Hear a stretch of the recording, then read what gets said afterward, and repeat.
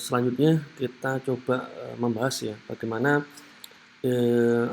konsep dan juga, praktik ya imputation of missing values. Jadi kalau kita punya data, nilai ya atau data yang nilainya dalam field itu atau atribut itu ada yang hilang, kita harus melakukan imputasi tentunya. Kita tidak boleh membiarkan data itu kosong dan sehingga kita tidak bisa melengkapi atau mengkomplitkan data itu, dan kita juga tidak bisa memodelkan akhirnya atau menggunakan atau mengkonsum data itu menjadi sebagai input data di dalam sistem kita nantinya. Nah, pada kesempatan kali ini kita coba menggunakan data hepatitis dataset dari UCI Machine Learning Repository. Ya, di mana dataset ini kita juga sudah punya ya, kita bisa akses di UCI Machine Learning Repository. Ya, yang pertama outline yang kita bahas ya, yang pertama definisi hepatitis ya, hepatitis dataset, missing values pada hepatitis dataset, frekuensinya ada berapa banyak masing-masing field, dan juga imputasi missing values pada hepatitis dataset, caranya seperti apa dan hand-on practice-nya. Nah, missing values pada hepatitis dataset ini ya, kita tahu hepatitis adalah peradangan pada hati atau liver. Jadi ini satu penyakit yang menyerang di bagian hati ya, bagian liver.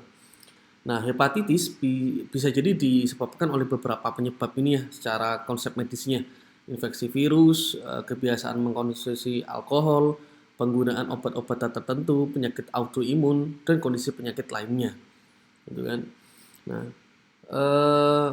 dataset untuk repository di UCI Machine Learning Repository ini ada sekitar 155 data atau pasien dengan proporsi pasien yang diberikan label meninggal itu ada 32, yang hidup 123, dan juga total atributnya ada 19 atribut plus label kelasnya. Ya, ada 19 atribut dan label kelasnya. Pada faktanya dataset ini atributnya ada sekitar 19 plus 1 untuk kelasnya ya, untuk labelnya mulai dari umur, gender, steroid, antiviral, dan juga beberapa istilah-istilah medis yang mungkin harus kita pelajari sebagai peneliti ya, untuk bisa memahami sense of datanya di sini ya. Walaupun di dalam bidang medis, sehingga kita ketika memproses, meng-cleansing, menseleksi fitur-fitur atau atribut yang di sini, kita punya dasar ya, punya dasar untuk melakukan seleksi, sehingga tidak secara sembarangan tanpa ada dasar pengetahuan, apalagi rekomendasi dari expert ya dalam bidang medis, kita harus minta saran juga nantinya.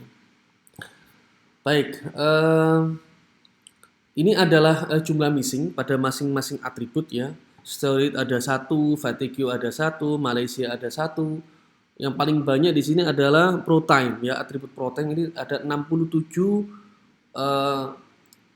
data yang atau pasien yang missing dari 155 record yang ada, atau dari 150 pasien yang ada. Dan total ini ada 167 value yang hilang. Ini harus kita solve ya. Maka dari itu metode imputasi berarti kita mencoba untuk melengkapi ya nilai yang hilang itu tadi dengan cara apa? Ya, ini tanda kuning di sini yang menandakan bahwa ada missing values di atributnya. Kita yang pertama bisa menggunakan metode MEAN atau median untuk atribut numerik, atau menggunakan modus khusus untuk data yang kategorik atau ordinal atau nominal. Kalau kita lihat memang secara data ini campuran, ada yang discrete, ada yang continue di sini. Ya, ada yang discrete, ada yang continue. Sehingga pendekatannya pun beda, tidak bisa disamakan. Lalu untuk melakukan imputasi, apakah lebih baik yang mana? Yang tanpa splitting class atau menggunakan splitting class? Artinya apa? Kita mau menggunakan rata-rata dari keseluruhan kelas ya, dari rata-rata dari keseluruhan tanpa melihat ini kelasnya dari mana, atau kita menghitung rata-rata untuk imputasinya tiap atribut itu dengan mempertimbangkan splitting class-nya. Artinya gini, apakah misalnya sebagai contoh, kalau kita ingin mengimputasi nilai gaji, misal di atribut itu terdapat atribut gaji dan nama pekerjaan dari pemilik gaji itu adalah petani misalnya. Itu missing di situ. Sedangkan varian senjata dari pekerja yang lain misalnya dari sebagai dosen atau sebagai pejabat pemerintah atau sebagai polisi atau TNI dan sebagainya itu di atas. Misalnya kalau rata-rata misalnya ya sebagai petani pendapatannya mungkin 1.200.000 misalnya dibandingkan dengan varian senjata yang lain itu bisa sampai puluhan juta. Kalau kita rata-rata tentu itu sangat jauh sekali ya dengan hasil penghasilan ya atau pendapatan dari petani tadi itu. Nah, ini tentu tidak adil ya.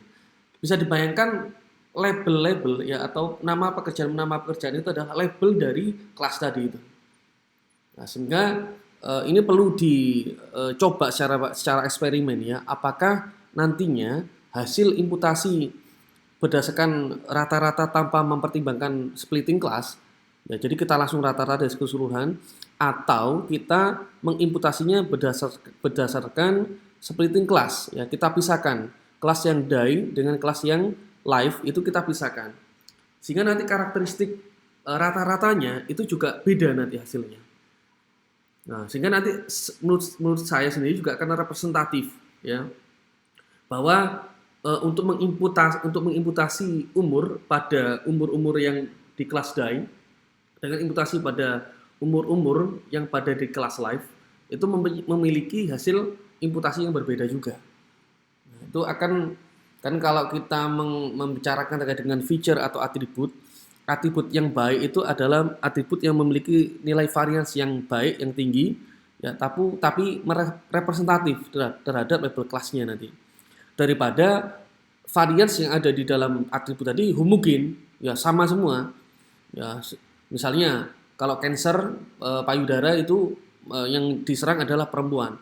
Nah, kalau semuanya perempuan, tidak ada laki-lakinya misalnya, tentunya ini tidak bisa jadi patokan ya atau menjadi atribut yang dipertimbangkan untuk menjadi pembeda terhadap terhadap variabel prediktor yang lainnya.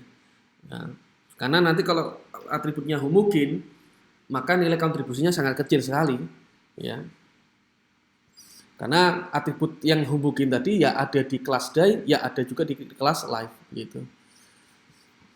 Baik ya, secara harus praktis ya silakan nanti mahasiswa mencoba untuk menggunakan dataset hepatitis tadi diolah ke dalam Python ya.